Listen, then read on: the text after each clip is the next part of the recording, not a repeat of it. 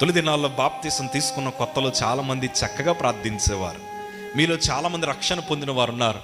ఈ మధ్యకాలంలో రక్షణ తీసుకున్న వారి పరిస్థితులు ఎలా ఉన్నాయంటే, వారు దేవునికి దూరం అయిపోయారు, ప్రార్థనకు దూరం అయిపోయారు, లోకానికి దగ్గరయ్యారు, నటించడంలో అత్యున్నత డిగ్రీలు పొందేశారు.